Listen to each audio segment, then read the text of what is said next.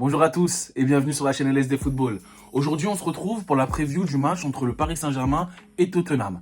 On va essayer de faire une analyse concise mais efficace des forces et des faiblesses de chacune des deux équipes avant ce match qui compte pour la 5e journée de la Ligue des Champions.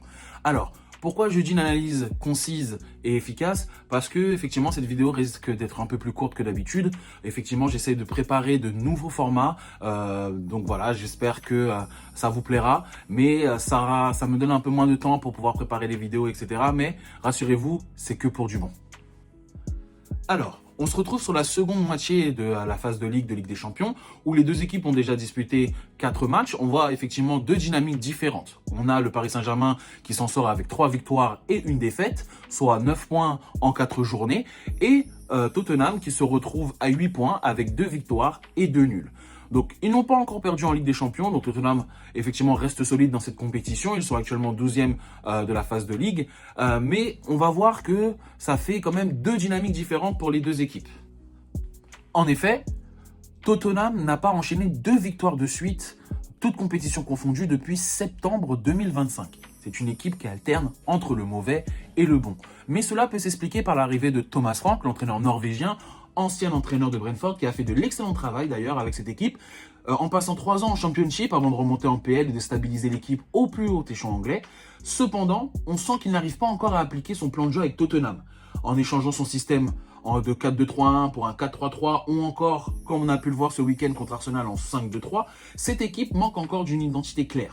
Ce qui est normal lorsqu'un entraîneur met en place de nouveaux principes de jeu, il faut laisser le temps aux joueurs de s'adapter. Alors, cela en témoigne d'une 9e place en championnat, bien qu'ils avaient bien commencé la saison en battant un gros, donc en battant Manchester City en début de saison. On pensait que l'équipe était lancée. Néanmoins, cette équipe laisse beaucoup de points en route, en championnat comme en LDC. En témoigne ce 2-2 contre Bodo Glimt, une rencontre, même si Bodo Glimt fait des bons matchs qu'ils auraient dû remporter, et ce 0-0 face à Monaco. On se rend compte que Tottenham a des passages à vide, mais tout n'est pas à jeter. En effet, il reste 12e de la phase de Ligue, donc la qualification est toujours à portée de main. Alors, ça sera à eux de gérer effectivement les 4 derniers matchs pour y arriver. On se rend compte que c'est une équipe qui marque quand même pas mal de buts, puisqu'en Angleterre, elle reste la 4e meilleure marqueuse, du coup, derrière les 3 premiers du championnat, qui sont Chelsea, Arsenal et Manchester City. En résumé, Tottenham est une équipe moyenne, mais qui peut faire mal offensivement lorsqu'elle est dans un bon jour. Donc, que va nous concocter Thomas Frank? Va-t-il rester dans son 4-2-3 habituel? Va-t-il plutôt passer sur un 4-3-3? Ou est-ce qu'il va retenter le coup du 5-2-3 qu'il a pu mettre en place contre Arsenal? Donc, on connaît le résultat que ça a eu contre Arsenal. Ils ont perdu 4-1, mais il est capable d'en tirer les leçons et effectivement de mettre en place une assise défensive qui sera plus souple. On a vu que Merino a su décrocher dans les bons espaces tout en laissant la place à un autre joueur, souvent Calafiori, fixer la défense. Donc cela a apporté une supériorité numérique qui a permis en fait aux joueurs d'Arsenal de combiner, et c'est une des forces du Paris Saint-Germain de pouvoir apporter par son milieu une supériorité numérique, de combiner, de trouver les espaces pour faire mal. En réalité, cette équipe de Tottenham n'a pas beaucoup le choix. Il faudra prendre des risques contre le Paris Saint-Germain si ils veulent gagner. Maintenant, quel est l'objectif? On est à 8 points. Il nous reste 3 matchs derrière.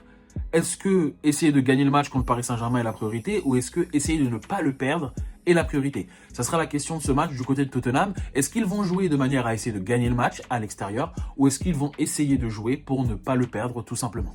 Côté Paris, on a une équipe qui reste sur sa dynamique de début de saison, c'est-à-dire une mise en route progressive, bien que l'on s'aperçoit qu'en Ligue des Champions, il y a une exigence qui est un peu plus élevée. Paris a su se remettre en ordre de marche après sa défaite contre le Bayern Munich, 2 succès contre Lyon et Le Havre. Certes, c'est toujours pas aussi convaincant que ce qu'on a pu voir en deuxième partie de saison, mais cela s'explique simplement par le fait que Paris a une préparation tronquée et un début de saison compliqué avec beaucoup de blessures. Donc, l'équipe se cherche encore, mais il y a des solutions qui commencent à émerger. Effectivement, tout dépendra de l'équipe que va pouvoir mettre en place Luis Enrique. On a des certitudes, c'est le retour du milieu titulaire, Ruiz, Vitinha, Neves, qui manque certes de rythme, mais qui reste la meilleure association de l'équipe. On a un joueur en pleine bourre comme Neves, je le rappelle, un triplé contre l'Arménie avec le Portugal. On a également Ruiz qui a livré 2 bonnes prestations avec l'Espagne afin de regagner du rythme, et Vitinha continue lui de faire du Vitinha. Alors, le milieu du Paris Saint-Germain devra faire le jeu. Il devra dicter sa domination au milieu de terrain. C'est très important. Il devra aussi se démultiplier afin de créer la confusion dans le dernier tiers du terrain. Mais il faudra également faire attention à la dimension physique que les joueurs anglais pourront imposer sur cette équipe. Donc, il faudra impérativement être juste techniquement. Alors, défensivement, on n'a pas trop d'interrogations. Marquinhos devrait commencer, lui qui reprend du rythme petit à petit. Alors, je parle de rythme car ça a été l'une des excuses qu'on lui a trouvées concernant cette perte de balle pour Luis Diaz. Oh, Marquinhos n'a pas de rythme, sinon jamais il perd ce ballon. Bon, moi, ça me fait bien rire. Pour moi, c'est une erreur. Voilà, c'est une erreur. Il n'y a pas de circonstances atténuantes dans ce cas-là. Il a juste fait une erreur. Il n'a pas bien scanné le terrain. Il n'a pas vu Luis Diaz. Il a perdu le ballon. Mais bon, passons le sujet. Il sera associé sûrement à Pacho, donc pour leur 3e ou 4e association seulement depuis le début de la saison. On sait que ça joue pas en leur faveur quand on parle d'automatisme, surtout quand on a un nouveau goal derrière qui doit aussi prendre ses responsabilités et s'habituer au déplacement de sa défense. Offensivement, on va parler de Kvara et Barcola qui devront faire un meilleur match, que leurs 6-7 derniers matchs qu'ils ont pu faire avec le club, puisqu'on sent des fois que dans l'intensité, Kvara, on peut le reprocher qu'en Ligue 1, ce n'est pas assez productif, il ne fait pas assez d'efforts peut-être, mais moi je trouve que par rapport à un Bradley Barcola, on est loin de sa nonchalance. Alors on va me dire que Barcola, c'est dans sa manière de se tenir, il est grand, etc. Pour moi, les deux n'ont pas fait de bons matchs ces derniers temps, mais je trouve quand même un investissement plus grand de la part de Kvara. En tout cas, elle en donne l'impression. Certes, il rate des duels, il rate des confrontations, mais il est investi sur le terrain comparé à un Barcola où on sent que des fois aller au duel c'est compliqué. Alors certes, on nous a parlé aussi de blessures, on nous a parlé de beaucoup de temps de jeu, donc on va prendre ça aussi à leur compte. Mais ce soir, c'est un match capital pour le Paris Saint-Germain. On reste sur une défaite, donc il faut gagner au Parc ce soir. Donc on attend beaucoup de mouvements, beaucoup de prises de risques de leur part. En attaque, on risque d'avoir Mayulu en numéro 9, car certes, on entend parler d'un retour d'Ousmane Dembélé, mais si Luis Enrique tire les leçons de ce qui s'est passé contre le Bayern, il ne devrait pas faire commencer le Français titulaire, et espérons même qu'il n'ait même pas besoin de le faire jouer. Donc Paris est supérieur sur le papier et devrait s'imposer logiquement.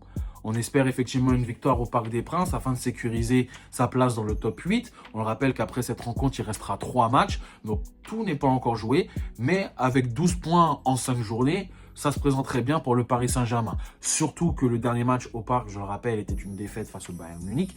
Donc ça serait bien effectivement de reprendre des couleurs au Parc cette année. Côté prono, je vais partir sur une victoire du Paris Saint-Germain 4-2. Effectivement, je pense que offensivement, on a ce qu'il faut pour pouvoir aller faire du mal à cette équipe, de Tottenham. Mais on a encore quelques incertitudes défensivement. On n'oublie pas effectivement qu'on a perdu Hakimi lors du match contre le Bayern. Et on a toujours cette friction entre Pacho et Marquinhos qui n'ont pas beaucoup joué. Donc on sent qu'ils manquent encore d'automatisme et peut-être de rythme pour un des deux. Et voilà, Chevalier, même s'il nous a sorti un bon match contre Le Havre, ça ne veut pas dire qu'il est sorti de ses tourments. Donc on verra bien. Mais moi je pense effectivement une victoire 4-2 pour le Paris Saint-Germain. Les amis, c'est la fin de cette vidéo preview du Paris Saint-Germain contre Tottenham.